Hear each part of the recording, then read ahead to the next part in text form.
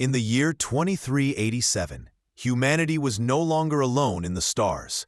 We had joined the Galactic Concord, a coalition of over 1,000 species bound by peace, technology, and culture. But even among the vast wonders of space, some places remained untouched by time, hidden from history.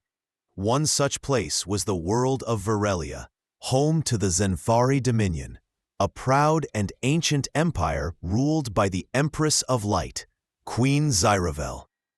The Zenthari were beings of radiant energy encased in crystalline forms, their emotions manifesting as shimmering light across their translucent bodies.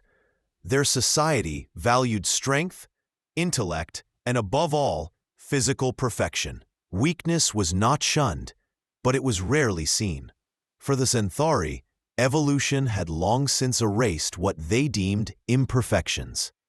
But in the heart of the royal palace, behind veils of privacy and silence, lived Princess Lysara, the only daughter of Empress Zyravel, and she was different. Lysara was born with a rare condition known as neurocrystalline atrophy, a disorder that prevented her crystal lattice from fully forming. While others danced through the air like living lightning, Lysara could barely move her limbs without pain. Her body flickered dimly compared to the brilliance of her kin, and though her mind was sharp and full of dreams, she was confined to the quiet halls of the palace.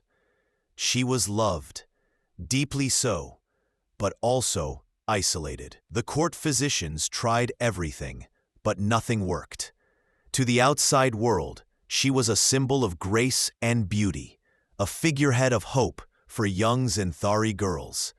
But in truth, she spent her days watching the stars through a private observatory, imagining what it would be like to walk on foreign worlds.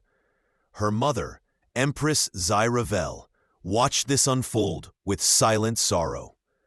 She ruled an empire of light, yet felt shadows creeping into her soul. She feared for her daughter's future, not because she doubted Lysara's worth, but because she knew the galaxy was cruel to those who did not shine brightly enough.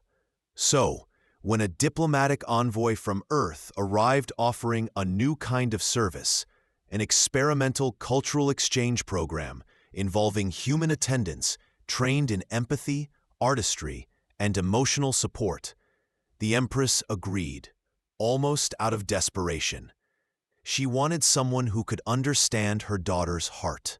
Ethan Cole was not your typical diplomat. He wasn't a scientist or a soldier.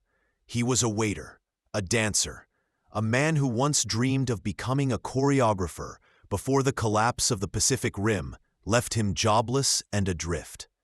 When the Interstellar Cultural Exchange Program opened its doors, he applied on a whim and was accepted. He was trained in alien psychology, interspecies etiquette, and the delicate art of emotional resonance. His mission: serve as a personal attendant to Princess Lysara for 1 year, offering companionship, stimulation, and joy. When he stepped off the shuttle onto Virelia's surface, he was struck by the sheer brightness of the world. Everything shimmered. The sky pulsed with auroras, and the palace towers refracted sunlight into cascading rainbows. And then there was the princess herself.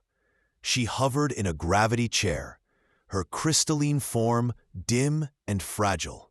But her eyes burned with curiosity. Ethan bowed deeply as instructed. "Your Highness," he said, voice steady, "I am here to serve." "No," Lysara whispered, her voice like wind chimes. "You're here to dance." Ethan was surprised. Few humans had ever danced in front of a Zenthari royal. Fewer still had been invited to do so freely.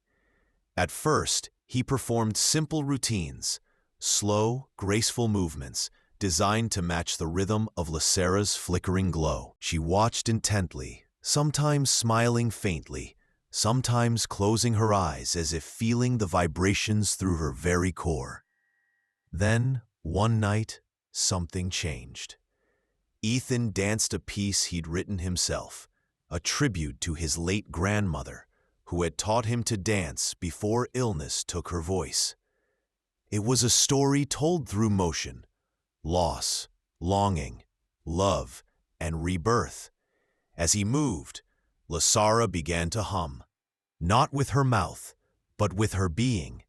Her crystals lit up in soft pulses, matching the rhythm of his steps. For the first time in years, she felt alive. When the dance ended, she spoke softly. Again. Words spread quickly.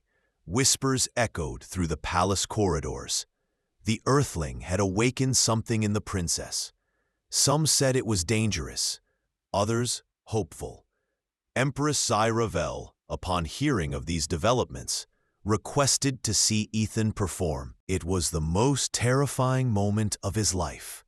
Before a grand audience of nobles and scholars, Ethan danced again.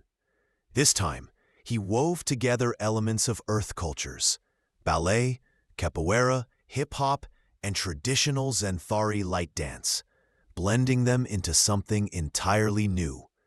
And at the end, he reached for Lasara's hand, not to lift her, but to invite her.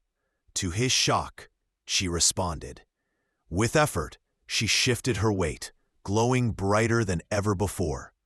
Though she couldn't stand, she floated forward, moving in sync with his final spin. The room fell silent. Then came the sound of a single crystal clinking, Empress Zyravel shedding a tear. From that day forward, everything changed. Ethan was no longer just a waiter or an attendant. He became a teacher, a friend, and eventually the royal choreographer of Virelia. He introduced Earth dance styles to the entire court, sparking a renaissance of movement and emotion. More importantly, he helped Lasara find her voice, not just in words, but in presence. She began giving speeches, hosting galactic broadcasts, and sharing her story. Her vulnerability became her strength. Empress Zyravel, inspired by her daughter's transformation, issued a decree. Perfection is not the absence of flaw, but the courage to shine despite it. She opened the doors of the Zenthari Dominion to all beings, regardless of ability, origin, or appearance. The Empire began accepting more diverse ambassadors, artists, and thinkers from across the galaxy, including other humans. And at the center of it all stood Lasara, dancing, not with her feet, but with her soul. Years later, when Empress Zyravel passed peacefully into the cosmic winds, it was Lasara who ascended the throne, not as a ruler of perfection, but as a queen of possibility. And at her coronation ceremony, surrounded by 1,000 stars and countless species, she danced once more. This time, she led. And behind her, Ethan stood beside her, now an elder statesman of Earth, smiling proudly as the galaxy celebrated not just a queen, but a dream made real. Because sometimes, all it takes is one person to show you how to shine. Even when you can't walk, even when the stars seem too far away, especially then.